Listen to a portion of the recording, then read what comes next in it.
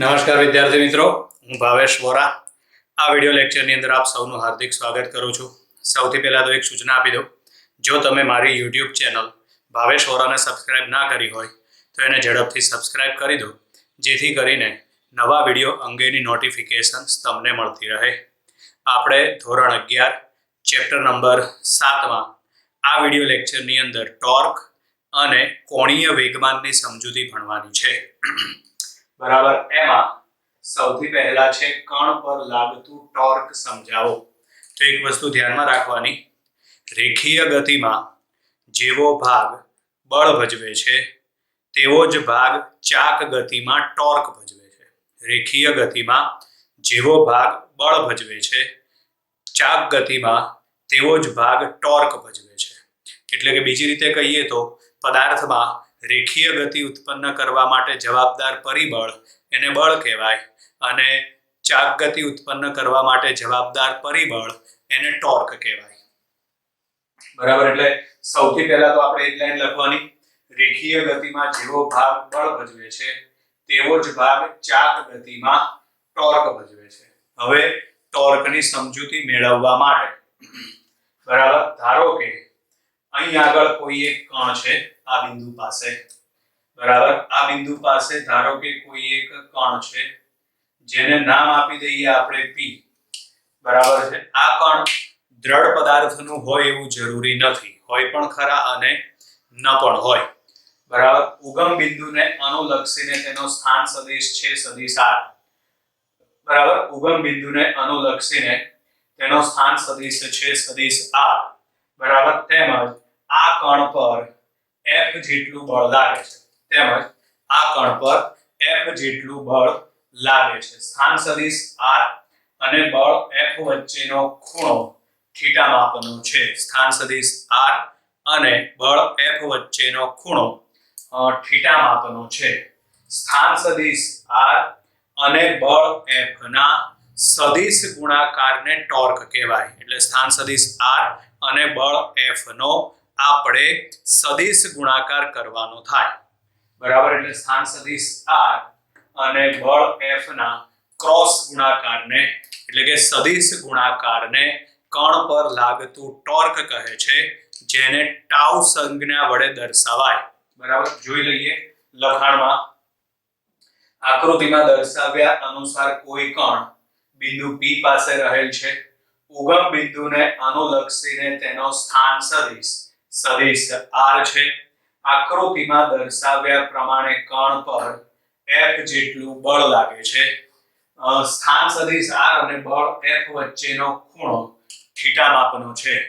સ્થાન સદિશ R અને બળ F ના સદિશ ગુણાકારને કણ પર લાગતું ટોર્ક કહે છે. સ્થાન સદિશ R અને બળ F વચ્ચેના સદિશ ગુણાકારને કણ પર લાગતું ટોર્ક કહે છે. માટે ટાઉ સદિશ બરાબર આવે R સદિશ ક્રોસ F સદિશ. ટાઉ સદિશ બરાબર R સદિશ ક્રોસ F સદિશ. આ બંને વચ્ચે ક્રોસ ગુણાકાર છે. ક્રોસ ગુણાકાર એટલે સાઇન વિધેય આવશે. તો માટે ટાઉ બરાબર શું આવે? RF sin theta. બરાબર. ટાઉ સદિશ બરાબર આવે RF sin થીટા. આ શું દર્શાવેલું છે આપણે? n મૂલ્ય. હવે અહીંથી આપણે બે ભાગ પાડીએ. બરાબર છે. sin થીટા સાથે એક વખત r ને લઈ લઈએ અને sin થીટા સાથે એક વખત f ને લઈ લઈએ. જેમ કે અહીં આગળ આપણે sin થીટા સાથે r ને લખેલા છે, માટે ટાઉ બરાબર આવશે f કૌંસમાં આવે r sin થીટા, અથવા તો ટાઉ બરાબર r કૌંસમાં આવશે f sin થીટા. બરાબર છે. r sin થીટા એટલે આ કિંમત, એટલે આ થશે r લંબ. બરાબર છે. એવી જ રીતે અહીં આગળ r f sin theta. f sin theta એટલે તો f sin થીટા એટલે આવશે f લંબ. બરાબર છે. અહીં આગળ ટાઉ બરાબર f r sin થીટા એટલે r લંબ. અહીં આગળ ટાઉ બરાબર r f sin થીટા એટલે કે f લંબ. આ બંનેને આપણે બંને સમીકરણને આ બંનેને વારાફરતી આપણે શબ્દોમાં લખીએ તો આમ ટોર્ક બરાબર, અહીં વિચારજો બરાબર ધ્યાનથી, આમાં F એટલે શું થશે? તો F એટલે થશે બળનું મૂલ્ય, અને R લંબ એટલે, તો R લંબ એટલે થશે બળની કાર્યરેખાનું ઉગમ બિંદુથી લંબ અંતર. આને આપણે શબ્દો સ્વરૂપમાં લખ્યું. F એટલે બળનું મૂલ્ય અને R લંબ એટલે આ કિંમત, એટલે કે R sin θ એ થશે બળની કાર્યરેખાનું ઉગમ બિંદુથી લંબ અંતર. બરાબર. અથવા તો અહીં આગળ લખેલું છે એ પ્રમાણે ટોર્ક બરાબર, આ સૂત્ર આપણે લખીએ હવે, તો ટોર્ક બરાબર R એટલે શું આવશે? સ્થાન સદિશનું મૂલ્ય બરાબર. ટાઉ બરાબર R F લંબ, R એટલે સ્થાન સદિશનું મૂલ્ય, અને F લંબ એટલે કે બળનો સ્થાન સદિશને લંબ દિશામાંનો ઘટક. બરાબર. બળનો સ્થાન સદિશને લંબ દિશામાંનો ઘટક. બરાબર. એટલે આમ ટોર્ક એટલે શું થાય? તો ટોર્ક એટલે ઉગમ બિંદુને અનુલક્ષીને બળની ચાક માત્રા. આમ ટોર્ક એટલે ઉગમ બિંદુને અનુલક્ષીને બળની ચાક માત્રા. બરાબર. એટલે આ યાદ રાખવાનું. ટોર્ક એટલે શું થાય? તો ટૂંકમાં લખવું હોય તો ટોર્ક એટલે બળની ચાક માત્રા. બરાબર છે. એટલે અહીં આગળ આપણે આ કણ પર લાગતા ટોર્કની થિયરી પૂરી થઈ. બરાબર છે. ટોર્ક માટેનું સૂત્ર યાદ રાખજો, ટાઉ સદિશ બરાબર R સદિશ ક્રોસ F સદિશ. બીજા સમીકરણ હજી આગળ આવશે, પણ આ એક યાદ રાખવાનું, ટાઉ સદિશ બરાબર R સદિશ ક્રોસ F સદિશ. બહુ સહેલી થિયરી છે. પહેલા આકૃતિ દોરીને આકૃતિનું થોડું વર્ણન કરવાનું છે. બરાબર. શું આવશે વર્ણનમાં? તો યાદ રાખવાનું, રેખીય ગતિમાં જેવો ભાગ બળ ભજવે છે તેવો જ ભાગ ચાક ગતિમાં ટોર્ક ભજવે છે. આકૃતિમાં દર્શાવ્યા અનુસાર બિંદુ P પાસે કોઈ કણ રહેલ છે. બરાબર. ઉગમ બિંદુને અનુલક્ષીને તેનો સ્થાન સદિશ R છે. આ કણ પર F સદિશ જેટલું બળ લાગે છે. સ્થાન સદિશ R અને બળ F વચ્ચેનો ખૂણો થીટા માપનો છે. બરાબર છે. હવે સ્થાન સદિશ R અને બળ F વચ્ચેના ક્રોસ ગુણાકાર એટલે કે સદિશ ગુણાકારને કણ પર લાગતું ટોર્ક કહે છે. તો માટે ટાઉ સદિશ બરાબર R સદિશ ક્રોસ F સદિશ. વચ્ચે કયો ગુણાકાર છે? ક્રોસ ગુણાકાર. તો માટે ટાઉ બરાબર શું આવે? તો ટાઉ બરાબર આવે RF sin θ. બરાબર. જે શું દર્શાવે છે? તો જે એનું મૂલ્ય દર્શાવે છે. હવે અહીંથી બે ભાગ પાડી દેવાના. બરાબર. sin θ સાથે એક વખત R ને લઈ લેવાનો અને sin θ સાથે બીજી વખત F ને લઈ લેવાનો. બરાબર. આ પહેલું લખવા માટે F m ના m આ કિંમત એટલે R લંબ, એવી જ રીતે આ ટાઉ m ના m R m ના m આ કિંમત એટલે કે F લંબ. હવે આ બંને સમીકરણને તમારે વારાફરતી શબ્દો સ્વરૂપે લખવાનું છે. તો પહેલું સૂત્ર લખવા માટે ટાઉ એટલે ટોર્ક, F એટલે બળનું મૂલ્ય, R લંબ એટલે બળની કાર્યરેખાનું ઉગમ બિંદુથી લંબ અંતર, જે આકૃતિમાં દર્શાવેલું છે. બળની કાર્યરેખાનું ઉગમ બિંદુથી લંબ અંતર. અને અથવા હવે આ સમીકરણને લખીએ આપણે, એટલે ટાઉ એટલે શું થશે? ટોર્ક. R એટલે થશે સ્થાન સદિશનું મૂલ્ય. F લંબ એટલે, તો F લંબ એટલે બળનો સ્થાન સદિશને લંબ દિશામાંનો ઘટક. બરાબર. બળનો સ્થાન સદિશને લંબ દિશામાંનો ઘટક. બરાબર. એટલે આમ ટોર્ક એટલે શું થાય? તો ટોર્ક એટલે ઉગમ બિંદુને અનુલક્ષીને બળની ચાક માત્રા. ટોર્ક એટલે ઉગમ બિંદુને અનુલક્ષીને બળની ચાક માત્રા. હવે આગળ છે કોણીય વેગમાન. કણનું કોણીય વેગમાન સમજાવો. તો એમાં યાદ રાખવાનું, રેખીય ગતિમાં જેવો ભાગ રેખીય વેગમાન ભજવે છે, ચાક ગતિમાં તેવો જ ભાગ કોણીય વેગમાન ભજવે છે. જેમ આમાં રેખીય ગતિમાં જેવો ભાગ બળ ભજવે છે, ચાક ગતિમાં તેવો ભાગ ટોર્ક ભજવે છે, તો એવી જ રીતે અહીં આગળ રેખીય ગતિમાં જેવો ભાગ રેખીય વેગમાન ભજવે છે તેવો જ ભાગ ચાક ગતિમાં કોણીય વેગમાન ભજવે છે. ક્લિયર અહીં સુધી? હવે આની જેમ જ આકૃતિનું વર્ણન કરવાનું. આકૃતિમાં દર્શાવ્યા અનુસાર Q બિંદુ પાસે m દળનો કણ રહેલો છે અને આ કણનો રેખીય વેગ v છે. અહીંયા આગળ q પાસે m દળનો કણ છે અને તેનો રેખીય વેગ v છે. તો માટે આ કણનું રેખીય વેગમાન p સદિશ બરાબર mv સદિશ આવે. આકૃતિમાં દર્શાવ્યા અનુસાર q બિંદુ પાસે m દળનો કણ આવેલ છે, તેનો રેખીય વેગ v છે.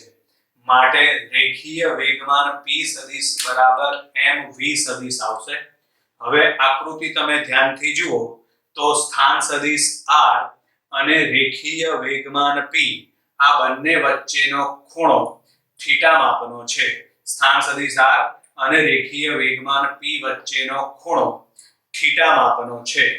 બરાબર. સ્થાન સદિશ r અને રેખીય વેગમાન p ના સદિશ ગુણાકારને કણનું કોણીય વેગમાન કહે છે. સ્થાન સદિશ r અને રેખીય વેગમાન p ના સદિશ ગુણાકારને કણનું કોણીય વેગમાન કહે છે. તો કોણીય વેગમાન એટલે L સદિશ બરાબર આવે R સદિશ ક્રોસ P સદિશ. કોણીય વેગમાન L સદિશ બરાબર આવે R સદિશ ક્રોસ P સદિશ. બરાબર. હવે આપણે એનું મૂલ્ય લખીએ, કોણીય વેગમાનનું મૂલ્ય. તો માટે L બરાબર આવશે R P sin θ. વચ્ચે ક્રોસ ગુણાકાર છે. બરાબર. હવે આગળની જેમ જ એક વખત sin θ સાથે p રાખો અને બીજી વખત sin θ સાથે r રાખો. તો માટે L બરાબર r કૌંસમાં p sin θ અથવા તો L બરાબર p કૌંસમાં આવે r sin θ. તો માટે L બરાબર r p sin θ ના બદલે p લંબ, L p r sin θ ના બદલે r લંબ. બરાબર. હવે આને આપણે શબ્દોમાં લખી નાખીએ.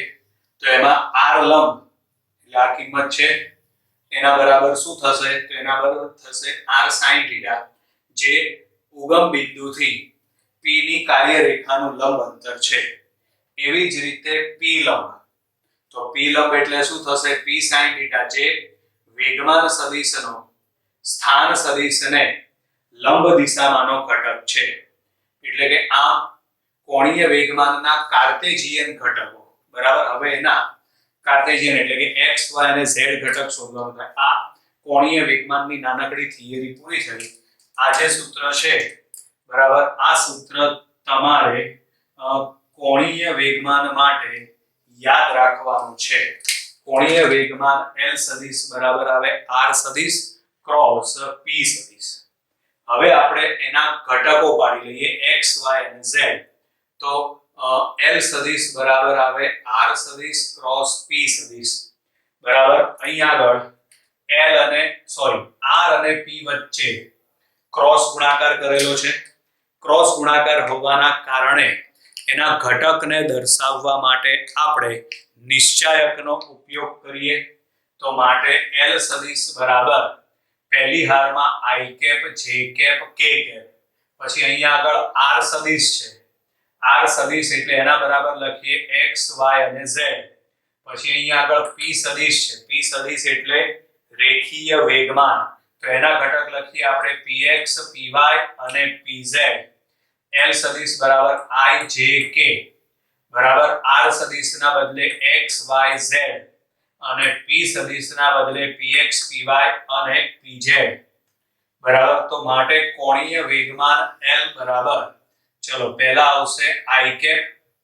તો એમાં આ ચાર ઘટક વચ્ચે ચોકડી ગુણાકાર કરો એટલે આમાં આવશે ypz માઈનસ આવે zpy. કૌંસની બહાર લખવાનું I કેપ. પછી હવે J કેપ નો વારો. એમાં પણ આપણે ચોકડી ગુણાકાર કરીએ તો આવશે xpz માઈનસ zpy બરાબર xpz minus zpx J cap. અને છેલ્લે આવશે હવે K કેપ. તો એમાં આ જે આગળના ચાર છે ને એની વચ્ચે આપણે ચોકડી ગુણાકાર કરીએ તો આવશે xpy માઈનસ ypx એટલે આવશે xpy minus px k cap એટલે આ આપણને ઘટક એના મળી ગયા। હવે L સદિશ બરાબર Lx I કેપ એટલે x ઘટક, Ly j કેપ એટલે y ઘટક, Lz k કેપ એટલે z ઘટક સાથે સરખાવો। આ સમીકરણ કોણીય વેગમાન L નું છે, એવી જ રીતે આ સમીકરણ કોણીય વેગમાન L નું છે। ઉપર 3 ઘટક પડે છે, એવી રીતે આમાં પણ 3 ઘટક લીધા છે।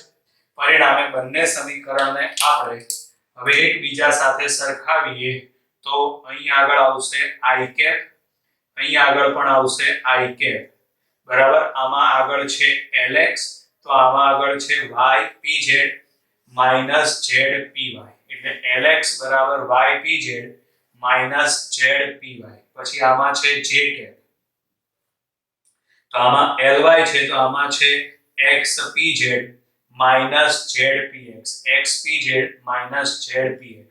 એવી રીતે k કેપ તો આમાં છે Lz, આમાં છે xpy ypx બરાબર। વિદ્યાર્થી મિત્રો, તો અહીં આગળ આપણે આ 3 થિયરી પૂરી થઈ। એમાં પહેલું છે કણ પર લાગતું ટોર્ક સમજાવો, બીજું છે કણનું કોણીય વેગમાન સમજાવો અને ત્રીજું છે કોણીય વેગમાનના કાર્ટેશિયન ઘટક એટલે x y અને z આપણે 3 ઘટક મેળવવાના છે બરાબર। વિદ્યાર્થી મિત્રો, તો અહીં આગળ આપણે આજનો વિડિયો લેક્ચર પૂરો કરીએ છીએ। Bye bye.